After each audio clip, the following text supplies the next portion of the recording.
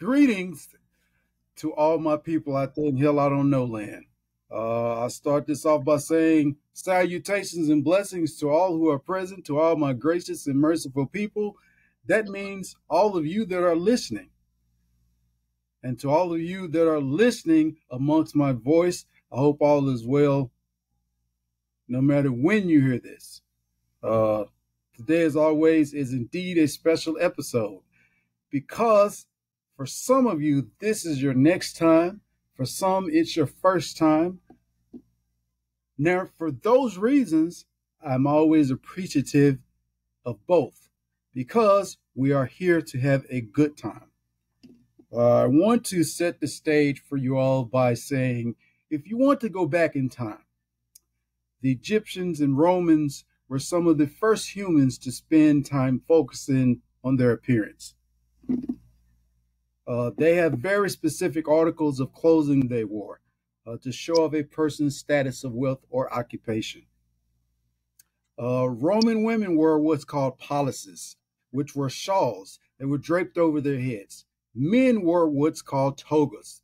We're very familiar with togas, but for those of you that aren't, it's circular clothing which was draped over the body to recognize Roman citizenship.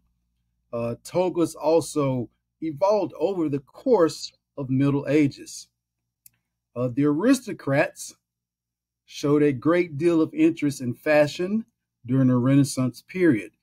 As a matter of fact, Henry VII, the King of England at the time, he spent a great deal of his money on clothing. Many of his supporters followed his fashion preferences. It is indeed conversation time. And as a conversationalist, I allow the conversation to dictate where it goes. Today is no different.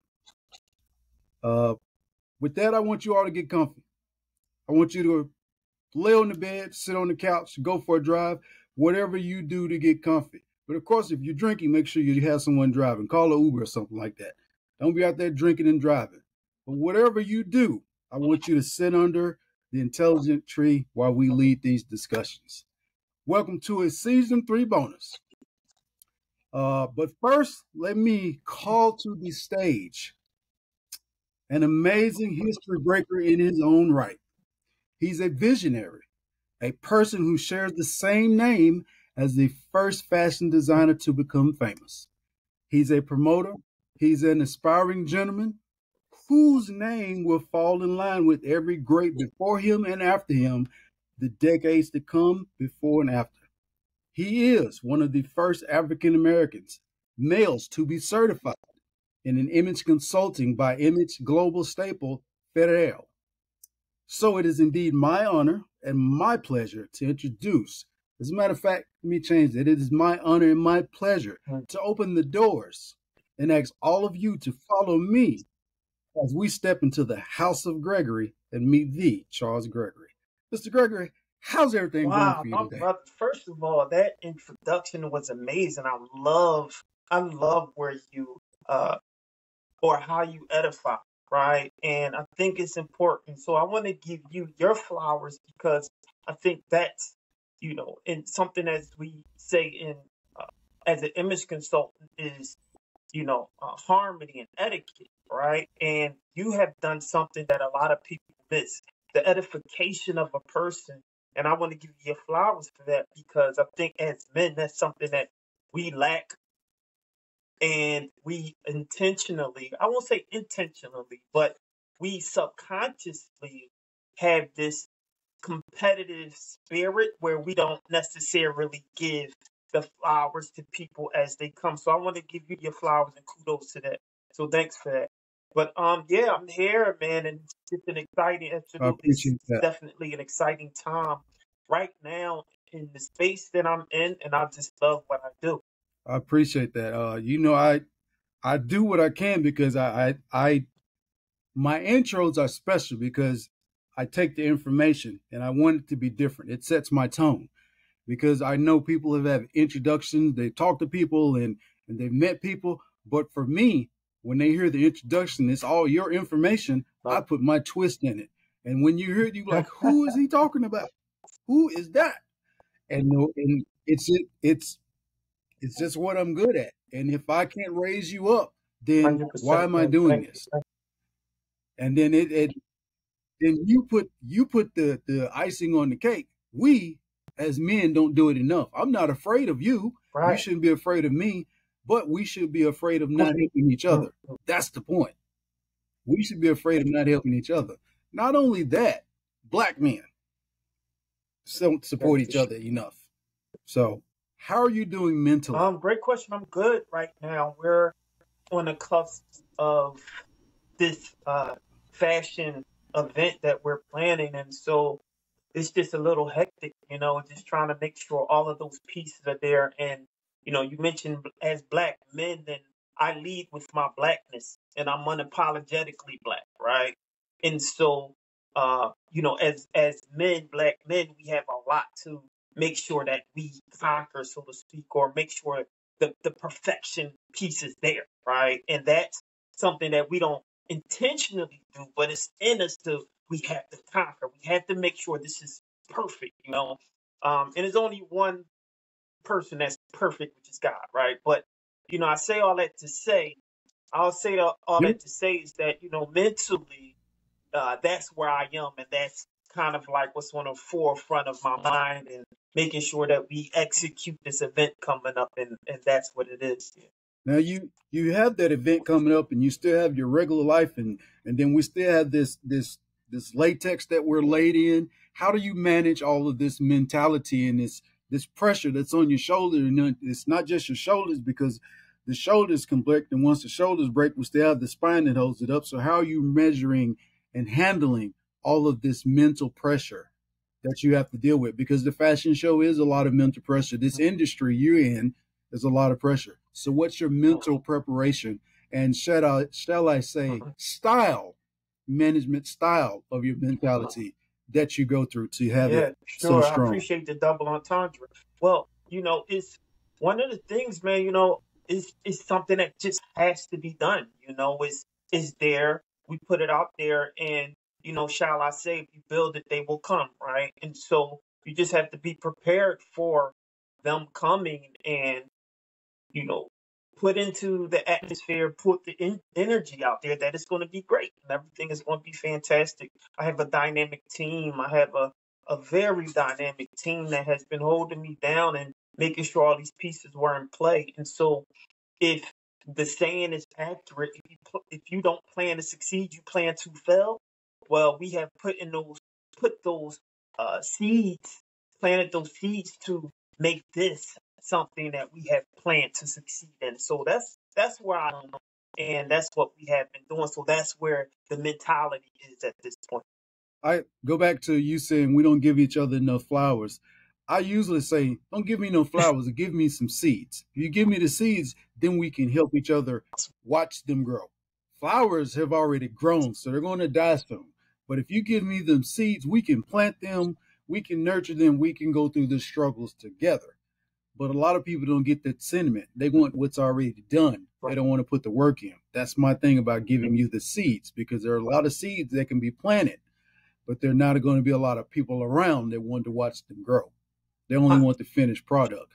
You're planting a lot of seeds that, and you mentioned your team. Your team is going to be there because they're still there. If they was going to leave, they're already Right. been gone. So, and you mentioned there's only one perfect person, which means part of your team is filled with Right. angels too. So you always have to watch out to be thankful for them. Um, we're mentioning a lot of things, which takes me to something I did want to bring up. We're talking about mental health. There's a stigma on our people, I say it like that, that we don't do mental health. And then there's another stigma on our gender. We don't do mental health. Do you do mental health? Do you go to therapy, I'd say? I have. Currently, I'm not, but I don't. I agree that there is some stigma. In fact, interesting that you said that. This gentleman right here. That's funny that you mentioned that. And I always give people flowers. This guy right here produced a book, and he always talk about black men, uh, as it relates to mental health and how we're programmed and what we think is accurate and the correct information because how we were bread, so to speak, or how we go through society. And this gentleman always talk about, he's a therapist, and he always talk about, how black men are miseducated, right? And miseducated in what we believe are the right things, and we're just fools to what we don't know, right? And so if someone is telling us this is the right thing, this is how we go through life, thinking that this is the right thing, right? And so, you know, I have nothing against you know, therapy or seeking therapy, because I think we have a lot of internal trauma that, we're taught to, again, I I I understand my blackness, and I also understand that I'm a black man, right? And so, we're taught to be strong, right? Yep. We're taught to not show the weakness. We'll be able to fix it ourselves. We're taught to, in the company of other men, don't show the weakness, right? We're taught even more. Let's call it like it is. We're That's right. We're programmed programmed, to. right? Let's Hundred call it like it percent, is. We're programmed to. Yeah. I mean, we're both in the same spectrum that we're 100%. programmed to. Right? And that I knew. I hate to cut you off, but I knew exactly what you're saying. We're programmed to not cry. We're programmed to always fix what needs to be fixed. We're programmed to not show emotion. We're programmed to be robots Right, before there right, are robots. But the programming comes from people who 100%, were programmed, who never had the opportunity hundred to go percent, to hundred therapy. percent. And so it's for me, I go to therapy, but I'm at a point to where I only go when I have to go, because my therapy comes from doing Wow, this, talking to other people. Because through talking to other people, I get in a lot of my podcasts, and not just the podcast, but just conversation periods. I tell people, I said, you have your questions, but your answers right, don't come from you. And if you listen to a bunch of my shows, I say the same thing. Your answers come through right, conversations from other people. Your answers come through the messages, through TV, through the wind. But you have to be listening, and you have to get to a place in your life to where you're able to listen and you want to listen. Then you start getting all those answers to those questions. But you have to get there. And a lot of time you're frustrated because you're asking those questions and you don't want the answers to come from the person that sent them, that God sent to that you. part, They're coming from maybe that your part. enemy. Maybe your enemy. And your enemy's forgiven themselves, but you're still holding on Listen, to it. you're So, not going, but that's a but you're different. not going to get an argument from me. We're on the same page, because it's a lot of things that we have to be in, even in being a leader. It's a lot of things that being a leader, you have to learn when to listen, because that's what helps you be a stronger or a more active Mm, leader, to understand what leadership is, right? And leadership comes from the mistakes you have made, so you can show others who you are leading while yep. you're going down a certain path. That's why I'm leading. Yep. I tell people all the time, I say, a conversation is people talking to each other, which Right, means you have to listen. If you're not willing to listen, then you're not having a conversation. Go get the mirror and ask that person in the mirror the question, because Ted is not going to give you the that's answer right. that Charles is looking for. Charles is going to give Charles the answer that Charles wants. Uh, but that's why I call myself a conversationalist, because I do not have a problem with listening to everything you have to say. You're going to have a problem with listening to what I have 100%. to say back, because you're going to get upset because it's not what you want to hear. And that's why I use the tag, I'm a conversationalist. If you don't understand what that means or what level that is, then you haven't done the work to become a conversationalist. You just That's like it. talking to people or at people. And in this world, people like talking at people than walking off, because they don't want to hear That's the right. backtrack to that. Jeez. Mm. Uh, You preaching, brother. yeah, You preaching. we ain't even got into it yet. We already. So now switching gears, or better yet, switching outfits. Who is Charles Who is Gregory? Charles Gregory? So Charles Gregory is someone who's passionate. Charles Gregory is someone who learned from the millions of mistakes that he had made and learned from. Charles Gregory is someone who is stylish and truly understands what that actually means. Charles Gregory is somebody who knows that fashion and style is different, and you have one part of that that's literally superficial, and the other piece comes from you, right? And so, understanding that juxtaposition, that intersection with the both, how do you put those two things together and balance it so it's all in harmony? Okay, that's I like asking the question because it's hard for people to talk about Mhm. themselves sometimes. But when you ask them straight out, like, who is, there's nothing I can say Yeah. because I don't know. No, how can you not give a direct And see, comment that's the over thing, who though, you are? right? When No, but people see, find that's the thing. You say that, and for a long time, I didn't. I don't. A lot of people don't know who they are, right? Because oftentimes, most people are who other people want them to be, right? And so it became yep, this thing where I literally was what everyone thought the perfect picture of what Charles Gregory is, right? And I was looking, and to a degree, I'm still that, right? But when you start to, at the very least, understand that, that's where the growth happens. Before I didn't understand it.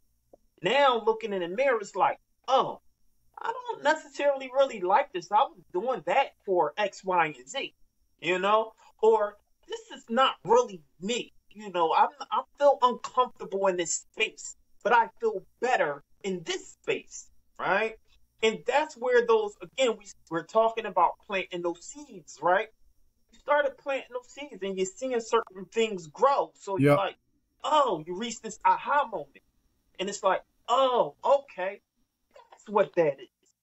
And so you start to make those, that climb, you're climbing the ladder, even if you don't necessarily know where you're going, but you know that you're moving forward. And that's the key. It was a quote by Martin Luther King I'll never forget. He said, um, the first step in faith is to take the first step. You don't have to see the whole staircase. Just take the first step, right? And that's all it is. It's literally just taking the first step forward, and you'll figure out everything else. But don't be scared to move forward.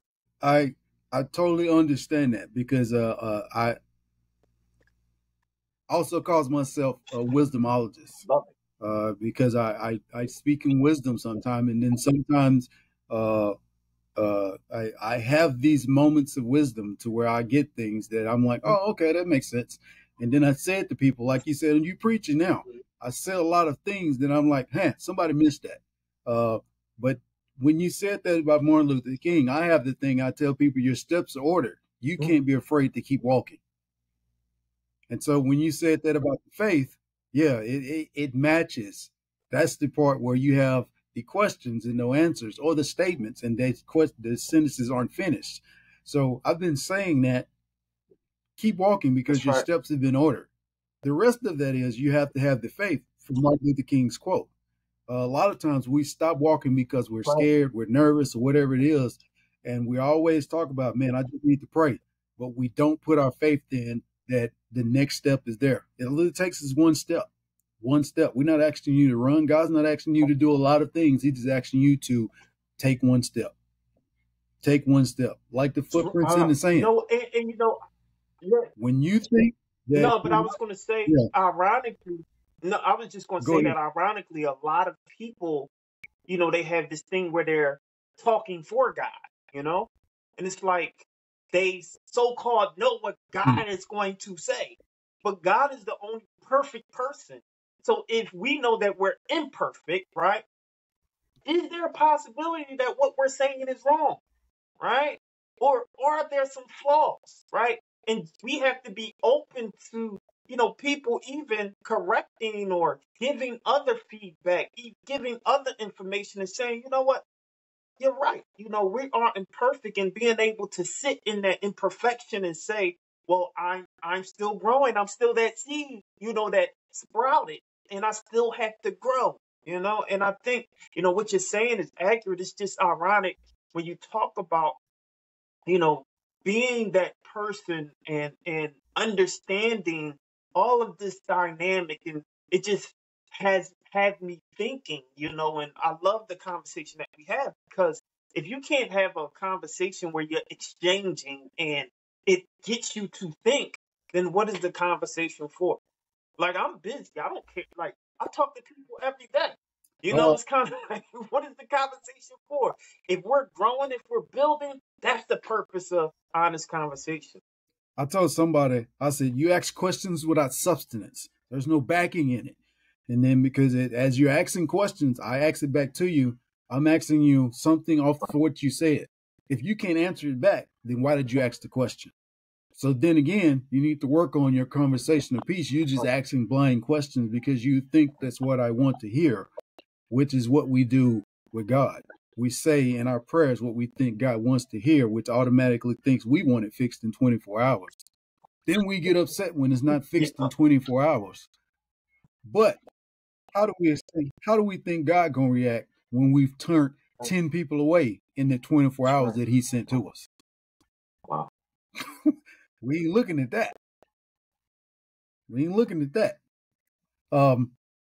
Transitioning, because I'm looking at a vintage Charles, because I call myself vintage, by the way. I call myself vintage. If wine can get that tag, I can get that tag. And by the way, Jesus turned water into wine, so it's okay. Wow. Who was little Charles? What was his dreams and goals like? I don't know. Little Charles didn't have any dreams of gold. Little Charles didn't have anyone to necessarily aspire to be like. Unfortunately, I didn't have. My dad wasn't around, but my stepdad was. But when you talk about who was I, I don't know. I just know that I was active. I was popular. I was fashionable. And we'll talk more about that. But when I say fashionable, people ask me why do I pause there? Because if you break down the words, it's fashionable, right?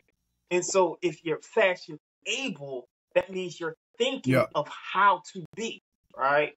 And so, I was fashionable and I always was someone who liked, the idea of textiles and looking at people and liking, like fashion. And, I went to Overbrook, right? And Overbrook used to be probably the biggest fashion high school in Philadelphia, right?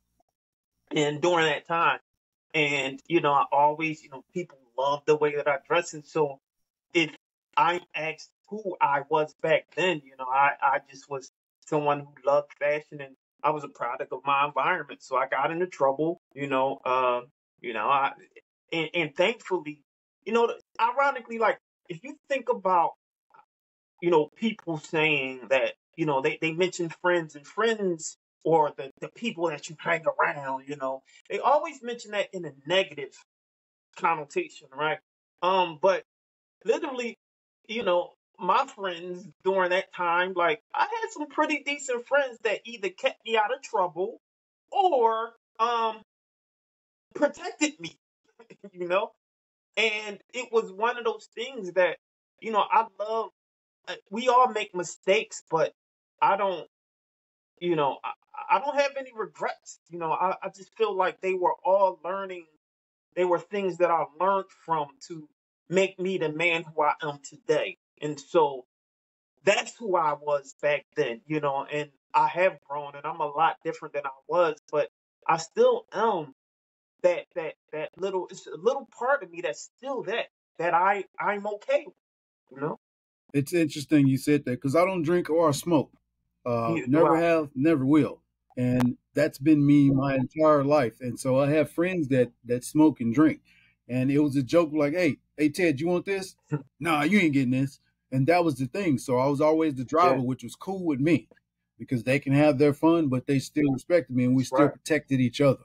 So nothing was going to go down for them or wouldn't go down for me. And so it's still even today. But as I didn't drink and I didn't smoke, I was still an influence on their lives of what they wanted to be. And the positive influence that I was giving them still kept us being friends today. And so that I understand that totally what you just said. You said a quote earlier. I do quotes in my shows. So let me see what you think about this one that I'm about to give you. Where there is love and inspiration, I don't think you can go wrong. No, You know who that comes from? Miss Ella Mm. Fitzgerald. So what do you think about that quote Ella Fitzgerald, Miss Ella Fitzgerald said? Where there is love and inspiration, I don't think you can go wrong. Because I think, you know, we don't, I don't think most of us know what true love is, right? I think we just use the term. And when you talk about love, there's a idea of passion and civility in love, right? Being open and being honest and being fragile, right? And truly saying, like, we talked about imperfection, right? And so we talk about love and inspiration. If you're open and accepting and passionate and lead with love, then when you're inspired, you can do anything. Inspiration is, I believe, is the ignition of the lighter under black men in general, right? When we're inspired, you can't stop a black man, period. Like, again, I'm unapologetically black, and I know that I'm a black man, right? And so I know what, you know, pushes us, what ignites us, and a lot of that is our passion and inspiration. And when you're inspired, and people see that you're inspired, and the people around you who love you, oh, it's curtains. They're supporting you. You're doing it, and you're doing it without any fear at all, right? And I think, her making that quote, Yep. thinking about it, breaking down those words and terms, I 100% agree with it. Me too, because when I heard it, I get the email from inspirational quotes every day. And for me doing podcasts, if I don't use my own, I'll use one that makes sense. I'm like, oh, this goes great. Especially being a fashion designer in an industry like yourself, I'm like, he should know what love and inspiration means towards not going wrong. So this should be something right. great we can talk about. For me, being as creative as I am, I'm always thinking, I'm always moving, and it's easy for me to get in a conversation and boom, I'm already thinking 5 to 10 steps, or 5 to 10 years, or 100 years down the road. Like, okay, so maybe this can happen. Oh, that can happen. While the other person, like, well, what do you mean? I'm like, well, I just took everything you told me, and this is what you told me, so I'm thinking this. Well, that person's still stuck, so I'm already inspired by the conversation and putting us ahead of time. I've already speaking like I started. So the step into the house of Gregory with me. So like the introduction, I'm already putting you in a place you probably didn't even think you were supposed to be in by the introduction, because I've already set up your platform for the future. And so when I'm coming up with my dialogue, I'm like, okay, I'm going to say this, I'm going to say that. And this is going to set up this platform for him for whenever I finish the interview, I'm already setting him up for, boom, the rocket ship. And the rocket ship is already out of this galaxy, and he's in undiscovered lands, putting uniforms and clothes on people he probably didn't even, he's dressing aliens. The House of Gregory is in other places. And so my mindset is, you may not see yourself there, but I'm already seeing you past that place. This place is set up where you don't even realize you're going. So that's how I think. And when I do that to some people, I understand that it's a blockage. But at the same time, I'm there to help you unblock that. So it's not like I'm just running off. My love and inspiration is seeing other people shine. Because as they shine, I shine with them because I was part of that. That's why I'm not afraid to help someone else see that. Haters are going to be haters. But at the same time, I think about them and I'm like, they weren't always that way. So what can I do to turn them back to someone that's not a hater? Because haters have love and inspiration too. So if that love and inspiration is in a hater, who made them that way? Why are they that way? So I'm all about helping the next person, because someone keeps me from being. I got to pay some bills, and I pay bills a little bit differently from any other podcast you've probably seen. You're probably going to laugh when you hear how I pay bills. So right now, This episode is being brought to you by Colors. Let me get this out. Right now, this episode is being brought to you by Colors. Colors means changing others' look occasionally reinvigorates self. Just because the rainbow looks good don't mean everything put together will. Sometimes you have to coordinate before you go outside. Once again, this episode has been brought to you by Colors. Now, You laughing, but you're right. I mean, what you just said is accurate. I know. I paid that up for you because of you. So I try to cater it to who I'm talking to. It's funny. The first time I did it, I was talking to somebody and I had to drink some water. I said, this episode is being brought to you by water. Make sure you stay hydrated and put it down. So it's my thing now. I heard you like facts. So you remember I was talking about the first in fashion designer, right? I never gave you his full name. According to some research I did, this is your first fact, by the way. The first fashion designer in the 19th century, I'm going to read it because I have it. In the 19th century, a man named Charles Frederick Worth. Told you y'all shared the same first name. He is created as being the first person to have his own label sewn in the garments of clothing that were created by him. Before him, it was only done by seamstress. He was created as being the first person to do it in the 19th century. Did you know that you shared the same name as the first person to be famous? Not at all. And I actually want you to send that to me. That's a great little nugget because that's something that, again, I mean, I love to be, paired with, royalty, so to speak, but yeah, definitely, that's a great nugget to know. Yeah, I have another one for you later, and then I'm going to send you both of them. You're going to be shocked by the next one. It's very interesting. Some more to go along with that.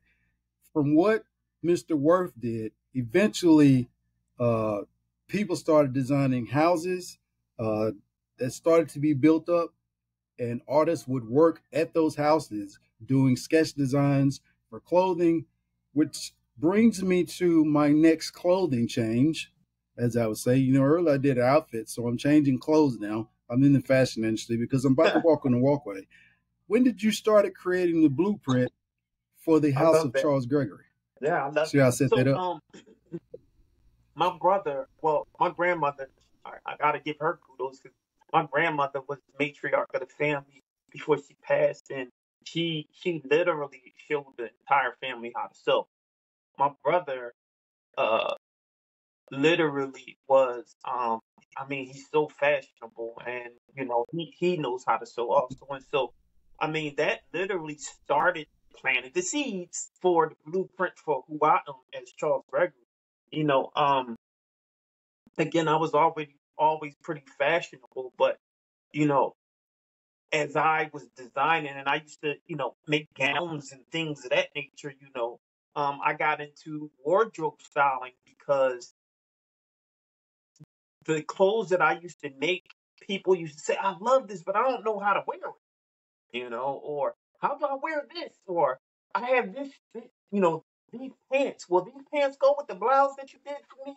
I have this, the gown that you made is pretty beautiful, but I don't know what type of accessories or earrings to go. Can you help me? And I found that when I'm with people and putting the entire look together, I got invigorated with that, seeing, someone light up like a woman light up because her entire look looks amazing. I have styled people where after I was done, they started crying, right? Thinking like I didn't know I could look like this. And I think that's what planted the seeds and started the House of Charles Gregory. And the name comes from Charles Gregory is my actual name, but the name comes from me starting my fashion career pulling clothes out of my house because I had so many clothes. And I always tell this story real quick. My first, I guess, title in being called a celebrity wardrobe stylist was when I started working with Toyin Oasis, when I always give her flowers because she started this men's luxury and lifestyle magazine called Avenue Report magazine. And Avenue Report magazine pretty much launched my career. And when she was starting the magazine, and I try to make a long story short because I know we don't have too much time, but it was, she wanted me to come on board to help her. Oh, No, okay. we got Okay, time. cool. All right, cool. We So got time. she We got time. had a magazine that she was starting and had someone that was the fashion director of the magazine. And what happened was it was a major launch for major launch for the magazine for a full fashion spread that would start the magazine. Well, she had a fashion director for the magazine, but I don't know the backstory, but apparently maybe she was overwhelmed and she needed help because it was like, I think it was like a gentleman with three other women. I forgot. It's been so long now. But it was like, I think it was like two guys and like three women, something like that. Well, what happened is I was supposed to connect with the fashion director at the time to assist her in this fashion spread.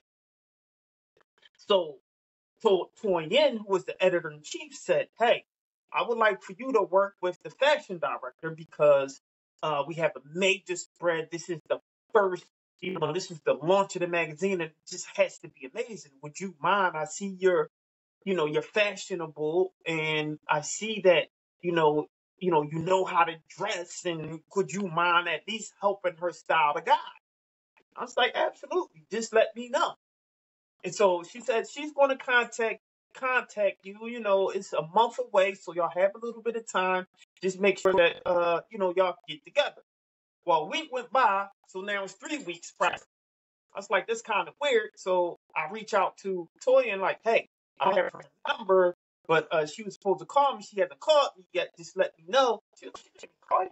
I was like, no. She was like, well, I'll speak to her and I'll make sure that she calls. So I said, all right, cool. I didn't think nothing of it. So another like 3 days went by. I'm like, that's still kind of weird. It's about two and some change. They're professionals, so I'm sure they have all this together. So maybe, they don't want to mess with me or something. Like, so I started thinking that way. And she said, she called me back and she said, well, I called her. I was like, yeah. And I As was you like, should. I don't mean to bug you, but I just want to make sure everything is all right. Thanks for the opportunity. If y'all went to someone else, because clearly y'all haven't called me. So I just want to make sure that I'm still around. But thanks for the opportunity. She was like, "What do you mean?" I said she never called me. So I just was thinking that maybe y'all decided to go somewhere else. She's like, "No." She's like, "She didn't call you." He's like, "Hold up, I'll give you a call back." So I didn't hear from her all that weekend. So now we're 2 weeks ahead. She was like, "Oh, here's her number. I finally got in contact with her. She said she just been busy, X, Y, and Z. So here's her number. Give her a call when you get a chance." So I called her. We talked for a second. She was like, "I'll get back to you, X, Y, and Z." 2 more days go by. Didn't hear from her. 3 days go by. Almost a week go by. Now, mind you, at this point, we're like a week away.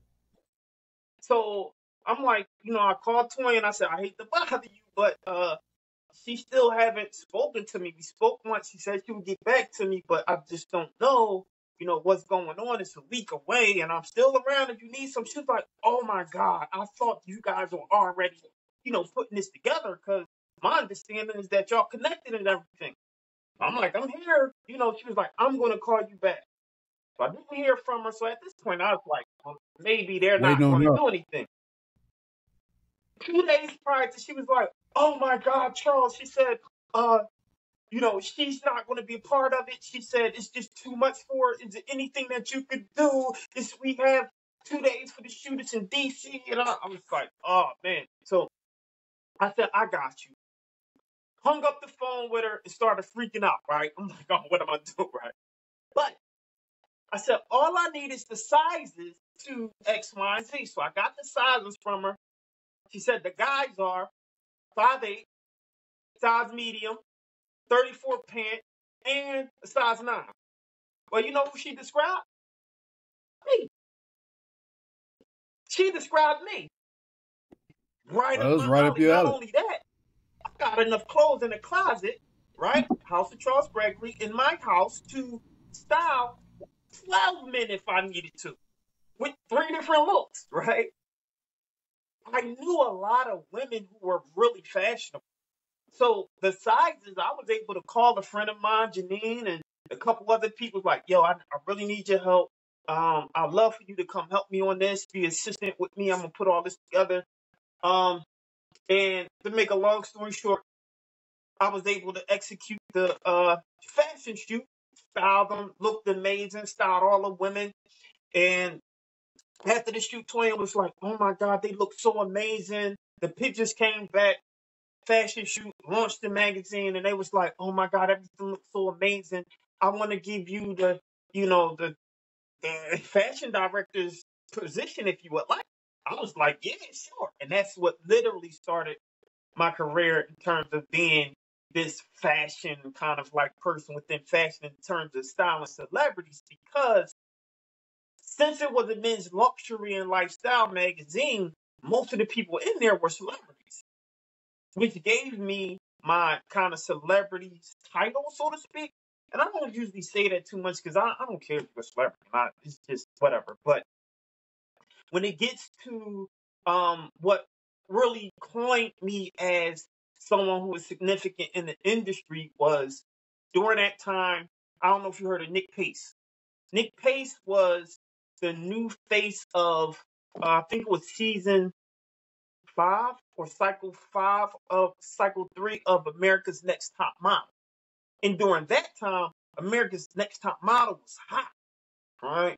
And so styling her, uh, the photographer at the point was, yo, you made her. This was an iconic look for her because Nick Pace is such a beautiful woman, but they always put her in this like pretty kind of like, I'm a good girl, beautiful look. I turned her edgy. So I gave her this look that solidified her. And it was like Piper Carter was the photographer at the point. She said that look made her iconic. That's what did it for Nick. And that's kind of like when I started in my career launch. But all that to say that most of everything came out of my house, which started to name the House of Charles Gregory. Yeah, because you gave out all your suits and got a good job. So I'm like, keep them suits. Let me get that job. So them suits was about to be reimbursed. The suits and shoes, they was about to be reimbursed. So I did the same thing. Yeah, I can do it. Yeah, no problem. I hadn't wore this suit. I hadn't wore that suit. I hadn't wore that suit. How many you need? 15? Cool, no problem.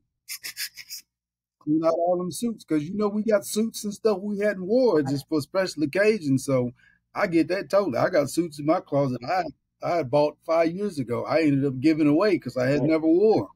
So I can't fit them right now anyway because I've lost weight. So I get that totally. I'm like, he done said all that just say he ended up with a good job. How they say, look at God. Yeah. Uh, we talked about fashion, so I want to say that coming up on August 11th, you have something going on.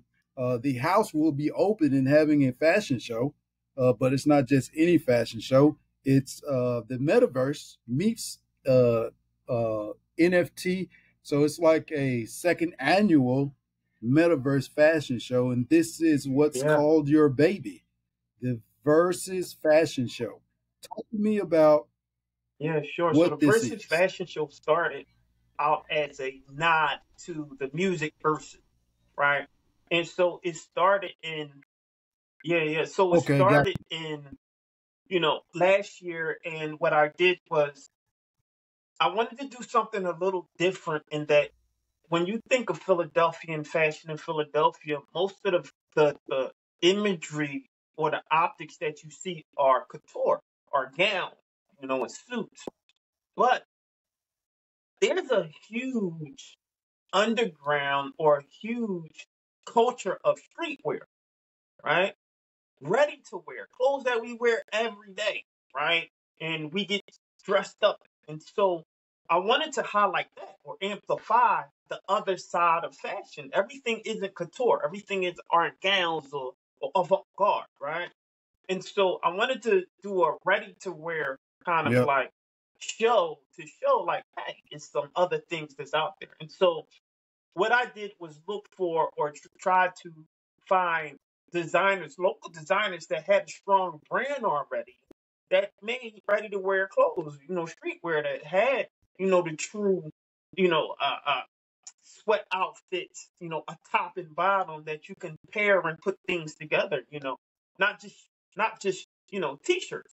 When someone says I'm a designer, oftentimes or a streetwear designer, they just think t-shirt. But it's other things that, make a streetwear designer who they are, right? But in any event, I wanted someone who had a strong brand who actually had businesses. So we was able to find these designers and put them together as a versus. We didn't really make them compete. It was just a nod to versus, to designers. So they head to head together on Yeah. streetwear, right? But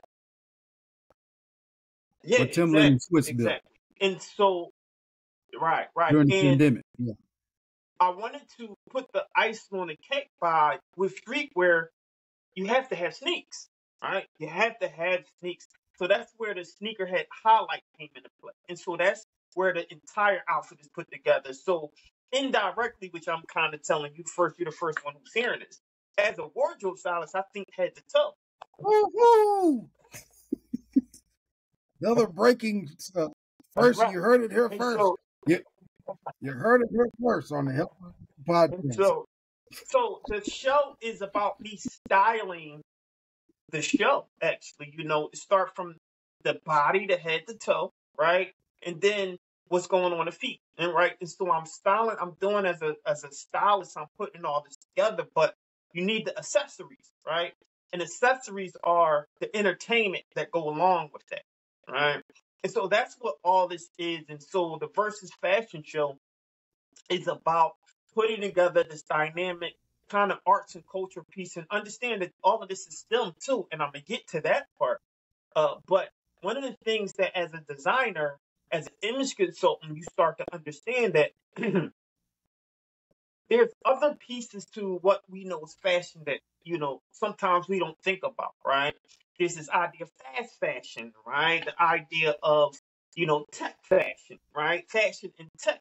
And then it's this intersection of full fashion, of physical fashion, and tech in fashion, right?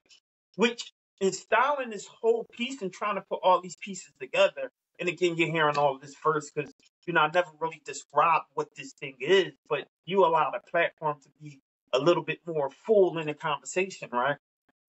But it's about understanding that there's some other accessories out there that pull, this whole look together, right?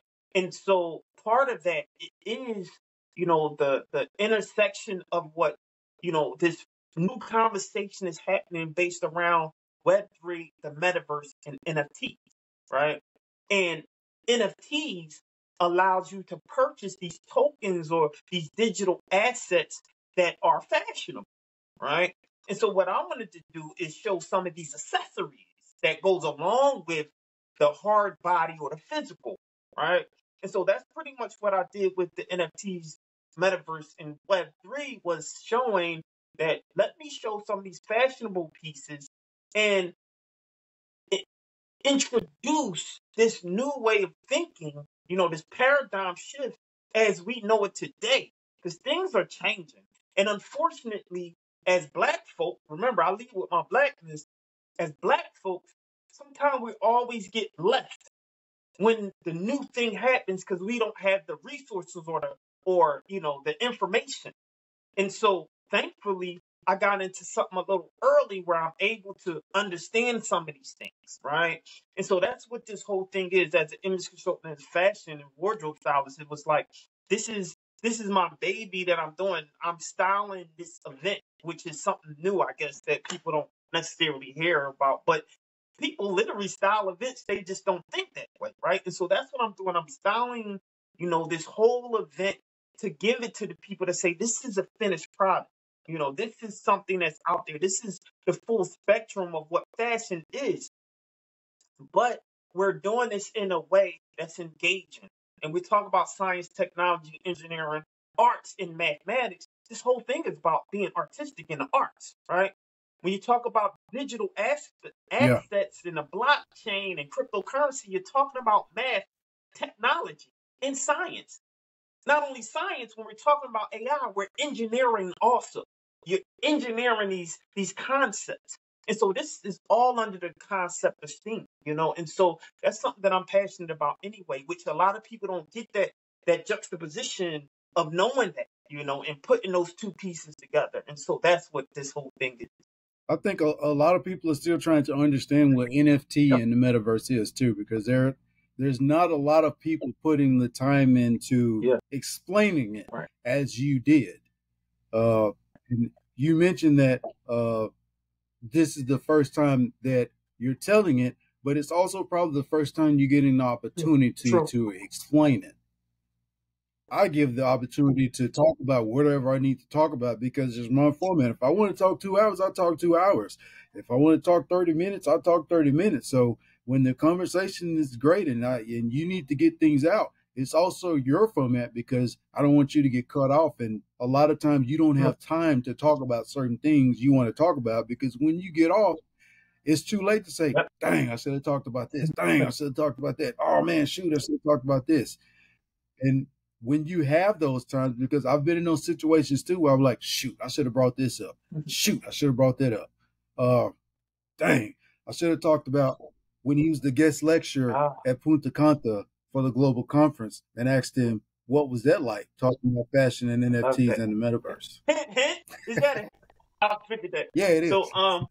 yeah, so I'm part of an international organization called the Association of uh, Consultants International, right?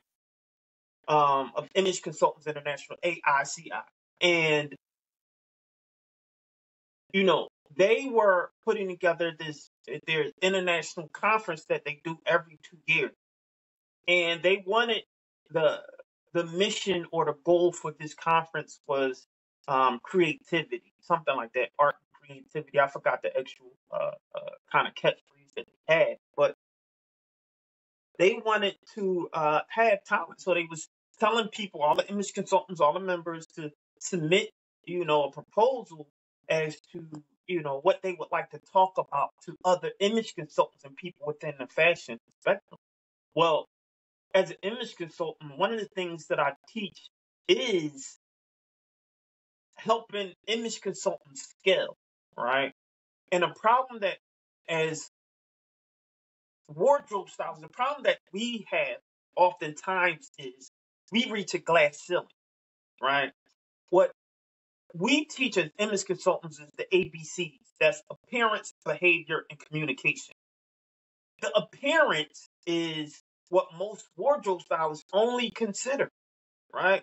There's some wardrobe stylists that's very witty and kind of get the other pieces. They might not be able to explain it, but they get it, right? But the appearance is what we normally just kind of concentrate on. But there's other things that kind of round that off, which is behavior and communication. Image consultants leads with the ABCs. So appearance is what we see. Communications is understanding that everything we wear is nonverbal, right? And it communicates a certain message, right? And this artist or this do I have a book here? She has a book and it's called The Psychology of Fashion. And he say, what the person is wearing is what we initially see. And we process this information by what we see in the wearer, right? And pretty much what she's saying is we make those snap judgments by what someone has on.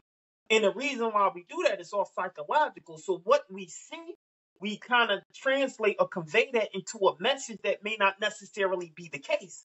But that's how we judge someone, right?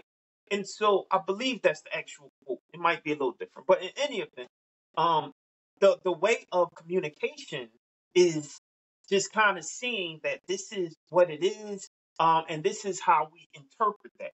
right? And that's the nonverbal communication. But the B is the actual behavior, right? And what happens is that as we see this nonverbal communication, we respond a certain type of way, right? And because we respond, that's the behavior. So appearance, behavior, and communication, what someone is wearing, it conveys a message, which is communication, and we respond a certain way, which is the behavior.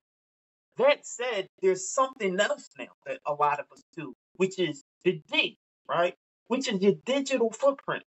And what I was teaching in Punta Cana was understanding that, it's something more than appearance, behavior, and communication. What we operate on is all digital, from your phones to your social media to all of that. That's part of your brain and how you put that. What we're doing right now is digital, right?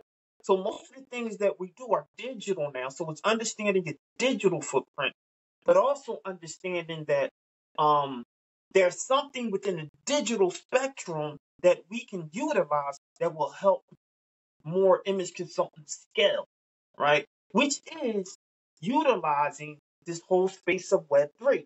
All Web3 is a full digital ecosystem of all of the things that we're seeing now. The metaverse is that digital ecosystem, but Web3 is inclusive of not only the metaverse, it's inclusive of the blockchain technology, it's inclusive of cryptocurrency, and it's inclusive of things that we don't even know. A lot of stuff that's still untapped. So it's how A lot of exactly. stuff So that's it's still things untapped. that So, we need to yeah, adapt to because, believe it or not, it's here. Whether you use it or not is up to you. But everyone is adapting. Everyone is using it, even AI technology. You're using it and don't even know you use it. When you call into your phone company because something is wrong, you're not talking to a person first. You're talking to a chat box. That's AI technology that we don't even yep. think about, right? And so, yeah, Push one, exactly. push So two, it's push. about knowing and understanding that these are the That's things been that's been around. for that. That's been around for about 15, 20 Absolutely, years now. absolutely. It's just becoming So I mean, we don't have the movie it's Our just Robot becoming a since then. talking point now and becoming cool. So people are hearing it. So the goal is to make sure that as black folks, I love my people. I love my black people. So the goal is just to make sure that people understand this and how we can kind of incorporate this to help image consultants scale. And so the name of the actual workshop, the lecture that I did was Your Style is Non-Fungible after NFTs. So NFT is non-fungible token. Your style is non-fungible. All non-fungible means is unique. So if you compare that to who you are, your style is unique, which is what the case was. I know I'm unique. They can't tell me I'm not. That So was funny. I they know that. can't tell me I'm not. Um, yeah. So I don't care what they say. I already know that I am.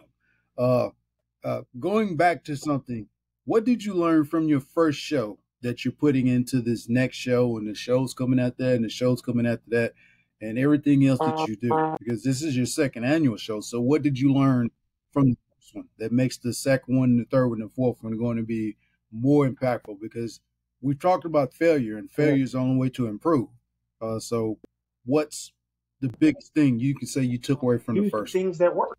I think a lot of times we go to the things that didn't work and how can we change that? How can we and we focus a lot of interest into that.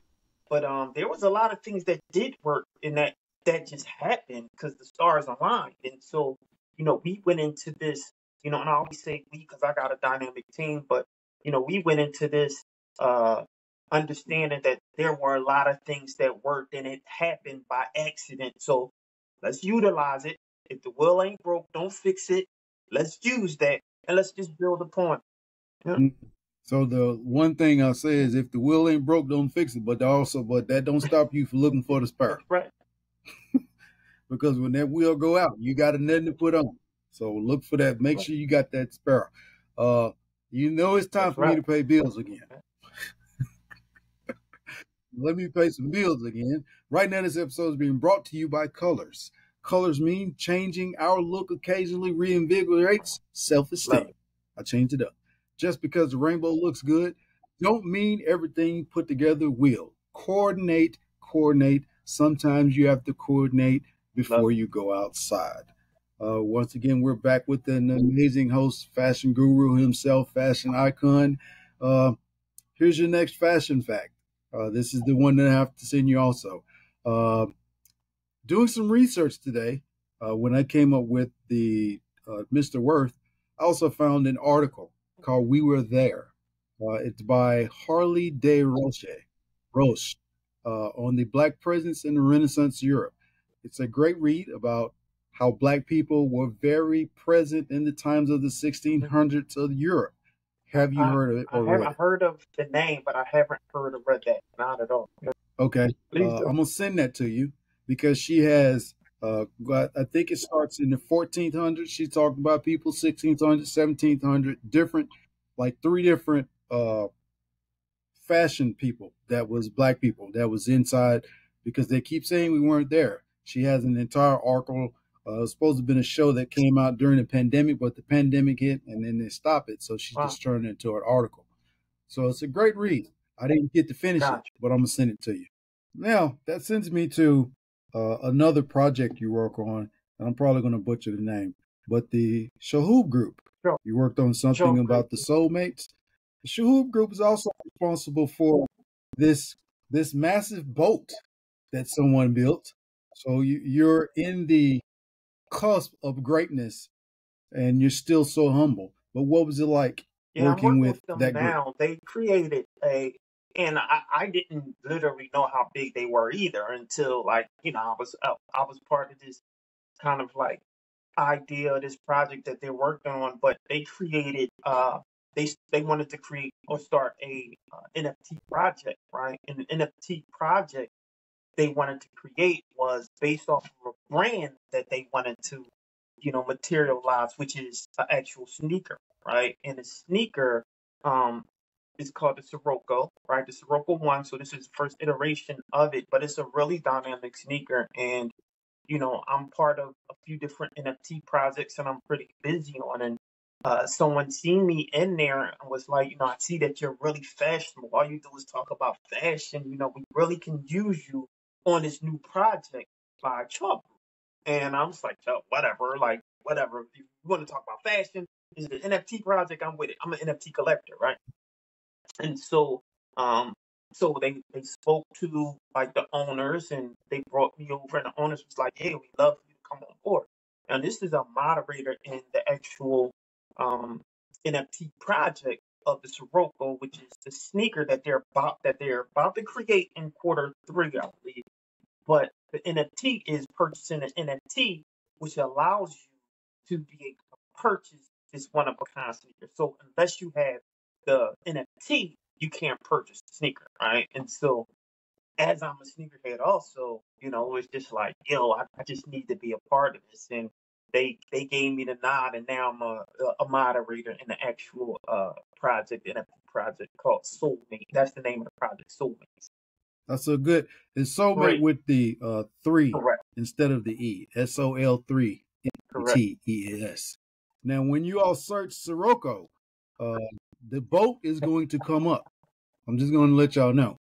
There's a nice looking boat that comes up. And then it tells you the Yeah. designer of that boat. So do your research. So you can look up soulmates, and it will tell Oh, you you did your everything you research. need to know. That's why I said this boat. Yeah, that's why I said this boat, because when y'all put that word in there, it's going to come up, that boat.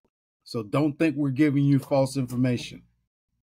Continue doing your research. Look up soulmates or this show group, and you get that information that you need. After fashion is done, what's next for Charles It's Gregory always the fashion. man? It's always fashion because fashion are fashion is Always a fashion. lifestyle, right? Fashion is a lifestyle, and so you can look into your animals and make them fashionable. Fashion, again, is a lifestyle. Fashion is how you even. I have a certification for interior design, right? And so you can make your house fashionable, the interior of your house fashionable. And I think it becomes a lifestyle where it's just in you and you can't remove it, even if you become exhausted and tired, right? Because as a wardrobe stylist, you reach this glass ceiling where you're like, I don't know if I want to do this anymore. But something else pops up within the context of fashion, right? And so I think it'll never die. It's in me, and it will probably just materialize into something else. It might just go strictly in the NFTs of Web3, right? It might go into, I don't know, designing boats, yachts, right? Who knows? But fashion is there. I mean, the inside of them That's yachts right. need to be redid too. That's right. Somebody got to do them. So somebody got to do them. I'm getting ready to retire in probably a year or two from the military, so I got to find something else to do. This may be it. If not, I got a lot of wisdom out there. I can conversate with the best of them, so you never know where you see me at. I'm gonna be running my mouth somewhere, or I'm gonna be behind the scenes somewhere with somebody doing something. Now, I saved Okay. this for the end. It's the 1920s, and I want a Great Gatsby themed party. And my choice to place to have this is it's going to be at the House of Gregory because the House of Gregory it states can hold the amount of people that Okay. I want to have this at. And I have a list of people from every era that I want to invite. I want the hottest designer out there to do it. What's going through your mind? Because I want you to put Man, this that together. sounds so. And then comes the That 20s. that Yeah, the it 20s was. was a hot time because you have all kind of suits. You got the Yeah, zoot because that was and absolutely, just the Great yeah, because Gatsby itself. that was the epitome of glam. That was, probably like the top of the epitome of what we know as glam. Women were beautiful, well, dressed that way, and believe it or not, one of the overlooked communities was the black community during that era. We talk about Great Gatsby, right? But there was a really fashionable, black kind of like Yeah. surge and weave and can go to like the Harlem Renaissance, right? And kind of take that back street and go over there, right? But man, when you say that, man, that sounds I don't even know how I would begin. Like that sounds amazing. That sounds amazing. You know, uh I don't know. I'm stumped because I'm thinking of just the decor alone, you know, just the decor alone, just what everyone is wearing and the music. Jeez, I'm thinking of the music and because even during that time we were big in like, jazz, right? Big in entertainment as it relates to creating, music. We were on horns and a brass and we had people making a living just doing that, right? So you know, I'm thinking of music, I'm thinking of a lot of different things. And so yeah, that's amazing. I don't even know where to start. Yeah, you do. Because you just laid out all this information. It sounds like the third annual fashion versus that you're getting ready Hey, to plan in the metaverse. I'm just saying. I'm just saying. Just remember, it was my idea. Past my for sure. 10%. No doubt. I thought it was a party you was ready to plan. I was like, make sure you invite me. So I was looking at that because I was doing the research and I'm like, oh man, the Great Gatsby, man, I would love to go to one of those parties. But you know what? I'm gonna set it up for him as one of the last questions I get ready to ask to see what he says. And I already know he's going to be excited because that was an Yes, amazing era. Because when you say the 20s, you talk about Harlem Renaissance, you talk about the Great Gatsby's, and then when you look at some of those movies and you look at some of those pictures, you don't see racism because you see that's people right. partying together.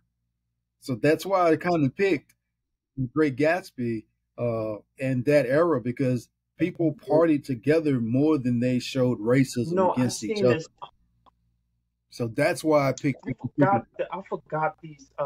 They were brothers. They was called the something brothers. I can't remember their name, but they was so amazing dancers during their time. They did like tap and jazz, and the style of jazz and dance that they used to do was just so amazing. But they come from that era also.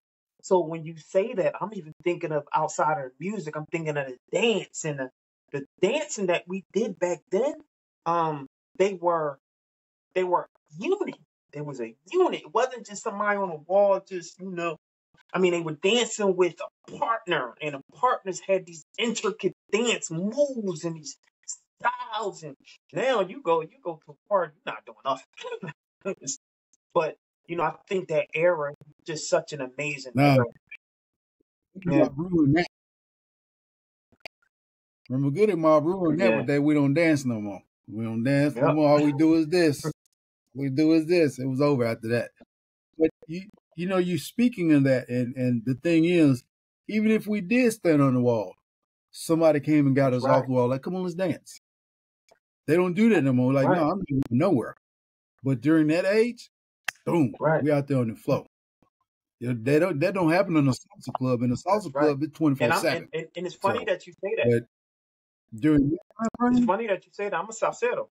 And so I salsa. That's what I do. I really know how to do it. I used to be part of a dance group, Art in Motion, and that's what we went out and danced. I love salsa. That's what I do. Yep. And so you're right. You're standing on the wall. A young lady might come to you, yo, let's dance. And you're right. yeah. And I tell people, I say, if you want to dance, don't go to no salsa club. That's because it's Right, nonstop. You about to go work out. You about to get right, your cardio in. Because it's the song don't have no beat in between. It just right. and if you better say you gotta go to the bathroom or something. Because if you ain't gotta go to the bathroom, you're dancing all So, night long in them salsa clubs. So you better have already did your cardio before you got in there and worked out 100%. and stretched before you get in there. Because if you haven't, That's go right. straight to the hospital. 100%. Go straight to the hospital because you ain't gonna be able to walk to the house. We always look at and you probably witnessed this. People always talk about if I can go back and talk to my younger self, I'd say this. I don't really do that. I always ask, what would you say to yourself 5 to 10 years from now? What are you saying to your future self? Because you can't talk to your past self because that's over. But you can talk to your future self, and that starts today. What are you telling yourself? Don't The future you. What are you telling because this I do it. I now? say don't worry about what no one else thinks. Worry about you. Worry about what's your passion. You talk about love and inspiration, right? Um, it's about you know just lead with that. And if you're leading with love and inspiration, don't worry about what no one else thinks. And that's what I keep telling myself now. Before, I think if I was able to tell my younger me, I would tell them, don't worry about pleasing everyone, right? And I think I'm a people pleaser, because I'm a people person. It's always like, see if you can make that person happy, But now I mean, I don't care. Like, is if am I getting to the end goal? That's all I care about. I set a goal. I'm near to target it, and I'm leading with love and inspiration. As you say, your words, love and inspiration, that's what I'm leading with. And if anybody else in the way, then you want to get rolled over with love and inspiration, or you're not. You're going to move out the way. And so that's what I tell myself now. Like, just be with love and inspiration. And I love that you came up with that quote by who is that from again? That quote, Ella Fitzgerald. Ella Fitzgerald. Ella Ella Fitzgerald. So Fitzgerald. I'll put that in the okay, I'll put cool. that in the And email. so I'll put So the that's quote all in I the do email. now. Is just I got a goal. That's what I'm going with the show. August 11th, we got a goal. I know what my goal is for this, and I'm there to execute it. I don't care who's there. We're going to execute. This is going to be a great show. Full stop. That's the best way to put it, is to already speak Right. it into existence. And I do a lot of speaking stuff into existence because if you don't speak it, why should you expect someone else to 100%. speak it into existence? Which takes me to the next quote, the closing quote, and this is by yours truly. People will doubt you, and when they do, just know that opportunity doesn't. Want to give some information or thoughts I, on lo- that quote I before love we go? that. One of the things I said that I heard was people make deposits and withdrawals in your life. when the withdrawals outweigh the deposits, you need to close that account. Don't let anyone bankrupt your life. Mm. And so, Don't be jumping from bank to bank either. It may not be them, it may be you. You know, when people make them withdrawals, they be jumping from bank to bank. It's like them people that be like, that's that right. church wasn't no good for me, and then they church hopping. It may not be the Yep, church, that's it may right. be you. So I So got my eyes on the that's prize, just what I man. want to add. It's nothing that's going to deter me, discourage me. I got my eyes on the prize. Love, inspiration, can't go wrong with that. It's right there. So I don't worry about anything else anymore. Like, unless you're gonna well, that's a whole nother conversation. You don't want to bring out the old me, younger me, right? And so it's just about being, being focused Yeah.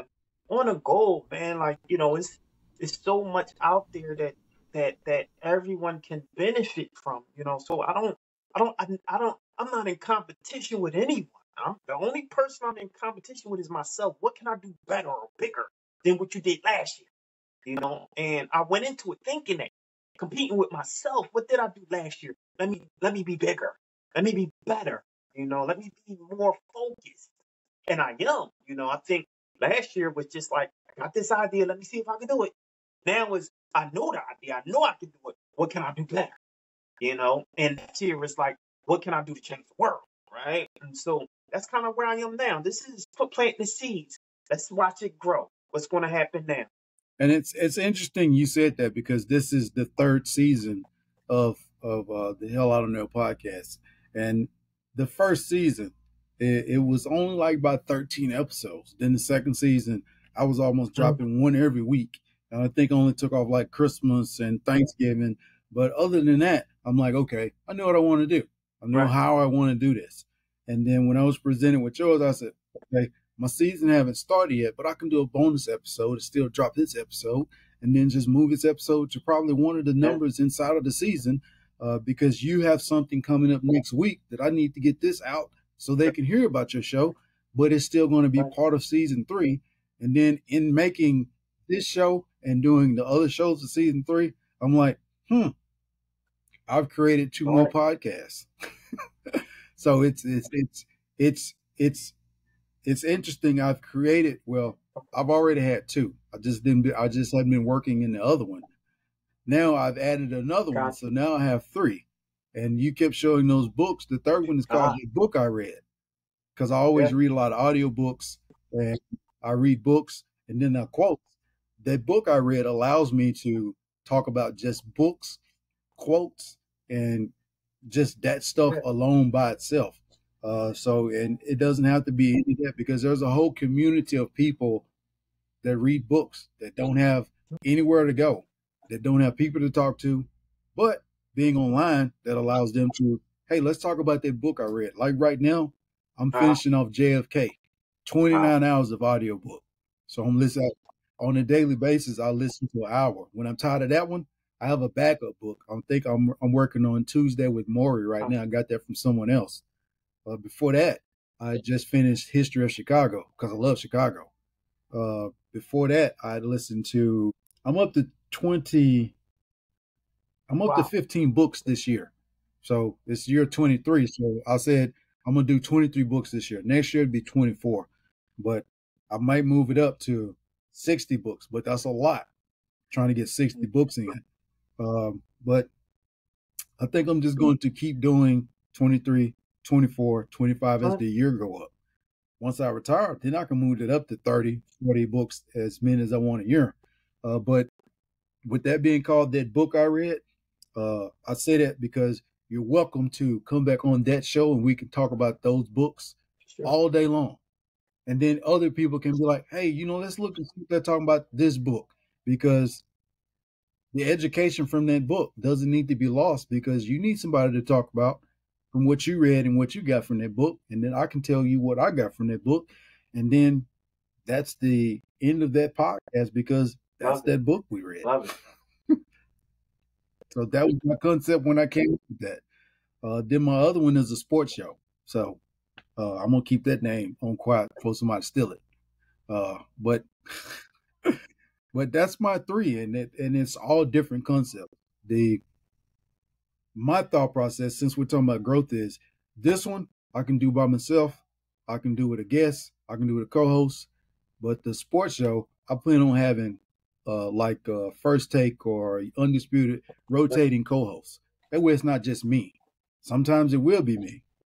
But that book I read is going to always be either the book I read or somebody coming on talking about the book they read. So that way it's not just me all the time on all three, even though they're mine. Which brings me to Mr. Gregory. I'm appreciative of people like yourself, willing to sit down and join in the journeys, because that's what we just did. We just joined our journeys together. And it's always a sheer pleasure and an honor for me to be able to try on the different outfits and see what fits me. And as I see what fits me, I'm not afraid to say, maybe I need to get this taken up so it does fit me, or maybe I just need to try a different color. And when you're dealing with fashion, that's what you need to know, because everything doesn't fit you like you think it should. But that doesn't mean you can't try it in a different color. And by all of the educational stuff, knowledge that you dropped on us today, I appreciate you stopping by and giving us the knowledge that you gave us, because the world still needs people like us. Not afraid to receive information, not afraid to put people on that pedestal, but not just put people on that pedestal, but also give them a way to get down. I think we put people on the pedestal and then we wait on them to fall. But I like putting people on the pedestal, standing there with them and telling them, hey, let's climb down right here, because I'm ready to go. Well, I'll leave you with this, and this is something that I always say. I say, well, whoever jumps on the elevator to success, when you get there, at least press the elevator down to get the rest of us. And so when we talk about the pedestal, like we have to think of community and how we can get everybody back up. Yep. I have this question, and it's how many doors have you closed that you should have left open? And when I ask that, I already know you understand what that means. But for those who don't, if someone left it open for you, why are you closing it? At least leave it cracked. It's prepared for it. And that's the mindset that you have to grow into instead of growing out of. But I'm glad that I was able to invest in the House of Gregory, even if it was just picking up a piece of trash in the lawn. I'm willing to continue to invest in the House of Gregory. There may be a conversational room where people come in and listen to people drop wisdom in the House of Gregory, because I see it, as I stated, as an estate with unlimited land where people can come and show their fashion. People can come and show their fashionable wisdom. People can show their pictures, whatever it may be. The estate that the House of Gregory sits on will truly be blessed because of the man called Charles Gregory.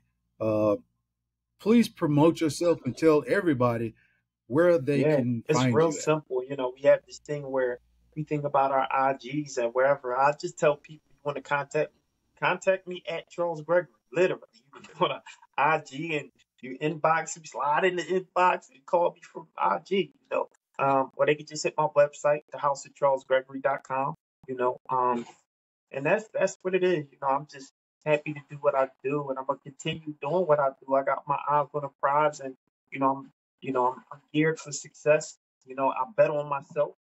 And I'm 100% okay with it, and that's why I'm at with it. But I do want to thank you. It is true. He is there. I just added him. Saying. I just added him. That's how y'all can know that it's true. I just added him. So all you have to do is look him up at the information that he had. It's been a great show. I told y'all was going to have a good time. And I'm not going to say I hope you had a good time, because I know you all had a good time, because you got to meet a magnificent fashion designer. You got to meet a magnificent host. I even put on some good clothes today. I got some bills paid. And I just want to mention that me and Mr. Gregory are kind of dressed alike. No one mentioned that throughout the whole show. He has on Right. about the same colors I do. We're both wearing something with Yeah. the color of wine in it. That's how fashion goes when you Hey. got a fashion mindset. But that's a great show for us today. All I got to do is say, bless y'all later. Yeah, man. Y'all have a good Thanks a one. lot, brother.